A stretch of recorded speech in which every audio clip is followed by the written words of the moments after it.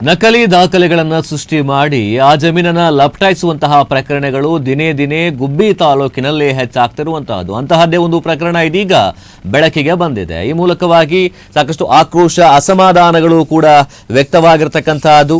ಅಕ್ರಮವಾಗಿ ಒಂದು ಜಮೀನಿನ ದಾಖಲೆಗಳನ್ನು ಸೃಷ್ಟಿ ಮಾಡಿಕೊಂಡು, ನಕಲಿ ದಾಖಲೆಗಳನ್ನು ಸೃಷ್ಟಿ ಮಾಡಿಕೊಂಡು ಜಮೀನನ್ನು ಲಪಟಾಯಿಸುವಂತಹ ಮಟ್ಟಕ್ಕೆ ಬೆಳೆದಿರ್ತಕ್ಕಂತಹ ಘಟನೆ ಗುಬ್ಬಿ ಪಟ್ಟಣದ ಸರ್ವೆ ನಂಬರ್ 68/2A ನಲ್ಲಿರ್ತಕ್ಕಂಥ ಸುಮಾರು 1 ಎಕರೆ 1.2 ಎಕರೆ ಜಾಗವನ್ನ ಕೆಲವರು ಜಮೀನಿನ ಮೂಲ ಮಾಲೀಕರ ಹೆಸರಿನಲ್ಲಿ ಸುಳ್ಳು ದಾಖಲೆಯನ್ನು ಸೃಷ್ಟಿಸಿ ಬೆಲೆ ಬಾಳುವಂತಹ ಭೂಮಿಯನ್ನ ಲಪಟಾಯಿಸುವುದಕ್ಕೆ ಹೊರಟಿದಂತಹದ್ದು.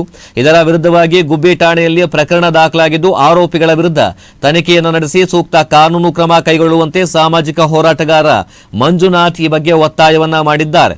ಗುಬ್ಬಿ ಪಟ್ಟಣದ ದೊಡ್ಡ ತಿಮ್ಮಯ್ಯ ಎಂಬುವರಿಗೆ ಗುಬ್ಬಿ ಗ್ರಾಮದ ಸರ್ವೆ ನಂಬರ್ 68/2A ನಲ್ಲಿ ಸುಮಾರು 3.6 ಎಕರೆ ಭೂಮಿ ಇದ್ದು, ಸದರಿ ಭೂಮಿಯನ್ನ ದೊಡ್ಡ ತಿಮ್ಮಯ್ಯ ಅವರ ಮಕ್ಕಳಾಗಿರತಕ್ಕಂಥ ಹನುಮಂತರಾಯಪ್ಪ, ನಂಜುಂಡಯ್ಯ, ನರಸಿಂಹಮೂರ್ತಿ ಎಂಬುವರು ಕೂಡ ತಲಾ 1.2 ಎಕರೆ ಅಂತೆ ಹಂಚಿಕೆಯಾಗಿರುತ್ತೆ. ಹನುಮಂತರಾಯಪ್ಪ ಅವರು 2011ರಲ್ಲಿ ಮೃತರಾಗಿದ್ದು, ಅವರ ನಂತರ ಅವರ ಹೆಂಡತಿ ಕಾಂತಮ್ಮ ಸಹ ಮೃತರಾಗಿದ್ದು, 2021ರಲ್ಲಿ ಅವರ ಒಬ್ಬಳೇ ಮಗಳು ಪಲ್ಲವಿ ಸಹ ಕೋವಿಡ್ನಿಂದ ಮೃತಪಟ್ಟಿದ್ದಾರೆ.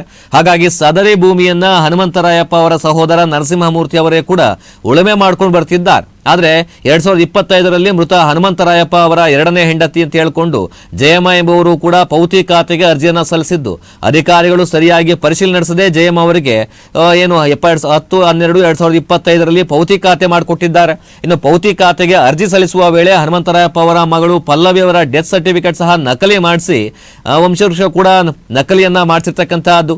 ಗುಬ್ಬಿ ಪಟ್ಟಣದಲ್ಲಿ ಲಕ್ಷಾಂತರ ರು ಬೆಲೆ ಬಾಳ್ತಕ್ಕಂಥ ಭೂಮಿಯನ್ನ ಲಪಟಾಯಿಸುವ ಉದ್ದೇಶದಿಂದಾಗಿ ಹನುಮಂತರಾಯಪ್ಪ ಅವರಿಗೆ ಮತ್ತು ಅವರ ಕುಟುಂಬಕ್ಕೆ ಸಂಬಂಧವೇ ಇಲ್ಲದೆ ಇರತಕ್ಕಂಥ ಜಯಮ್ಮ ಎಂಬಂತಹ ಮಹಿಳೆಯ ಹೆಸರಿನಲ್ಲಿ ತುಮಕೂರು ನಗರದಲ್ಲಿ ವಂಶವೃಕ್ಷವನ್ನ ಸೃಷ್ಟಿ ಮಾಡಲಾಗಿದೆ. ಆದರೆ ಜಯಮ್ಮ ಅವರ ಆಧಾರ್ ಕಾರ್ಡ್ ಪರಿಶೀಲನೆ ಮಾಡಿದಾಗ ಜಯಮ್ಮ ಅವರ ಗಂಡನ ಹೆಸರು ವೀರಭದ್ರಯ್ಯ ಎಂದಿದೆ.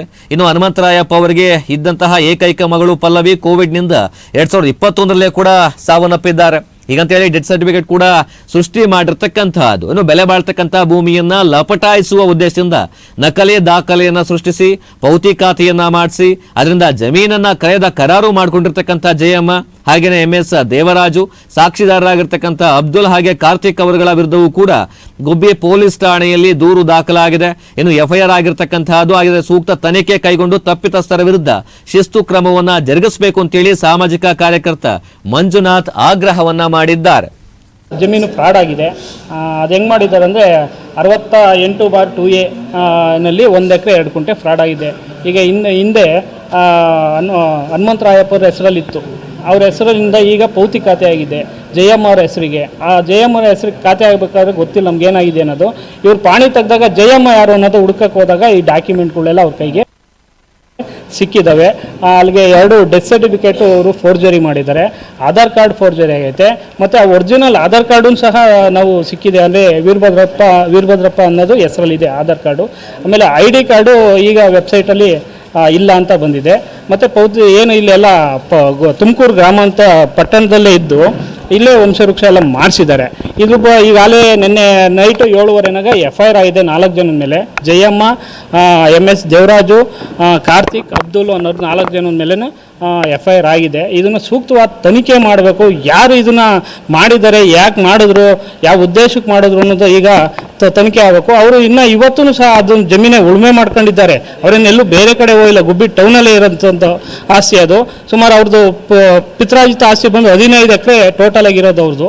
ಅವ್ರದ್ದೆಲ್ಲ ವಿಭಾಗ ಆಗಿ ಈಗ ಅಷ್ಟು ಅವರು ಎಷ್ಟೆಂಟಿಗೆ 3 ಎಕರೆ 34 ಗುಂಟೆ ಬಂದು ಅದರಲ್ಲಿ ಡಿವೈಡ್ ಆಗಿದೆ. ಹನುಮಂತರಾಯಪ್ಪಂಗೆ 2 ಎಕರೆ 2 ಗುಂಟೆ ಬಂದಿದೆ. ಅವರು 2011ರಲ್ಲೇ ಅವರು ಮರಣ ಹೊಂದಿದ್ದಾರೆ.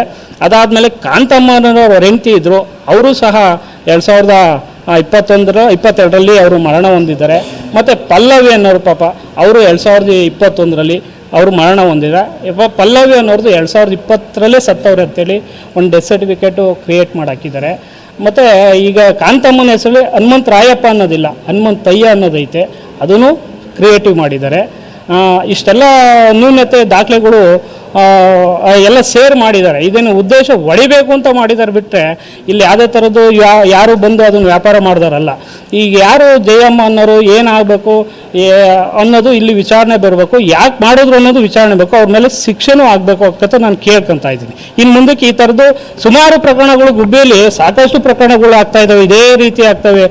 ಸರ್ಕಾರಿ ಗೋಮಾಳನ ಸುಮಾರು 950 ಎಕರೆ ಗೋಮಾಳದ ಇದಾಯಿತು, ನಮ್ಮಲ್ಲೂ ಏನೂ ಆಗಲಿಲ್ಲ. ಸುಮಾರು ಪ್ರಕರಣಗಳು ಆಗ್ತವೆ. ಈಗ ಈಗ ಮೊನ್ನೆ ಒಂದು ತಹಶೀಲ್ದಾರ್ ಮೇಲೆ FIR ಹಾಕಿ ಕೋರ್ಟಲ್ಲಿ ಕೊಟ್ಟಿದ್ದಾರೆ, ಅದಾಗಲೂ ಸ್ಟೇ ತಂದಿದ್ದಾರೆ. ನೋಡಿ, ಈ ಥರದ ಸುಮಾರು ಪ್ರಕರಣಗಳು ಆಗ್ತಾಯಿದೆ. ಅದು ಇದೆ ನಮ್ಮ ಹತ್ರ OS ನಂಬರ್ 4 2026. ನೋಡಿ, ಈ ಥರ ಬಡವ್ರಿಗೆ ಹಿಂಗೆ ಆಗ್ಬಿಟ್ರೆ ಮತ್ತೆ ಎಲ್ಲಿ ಹೋಗ್ಬೇಕು ಅವರು? ಸಾಮಾನ್ಯ ಜನ ಎಲ್ಲಿ ಹೋಗ್ಬೇಕು?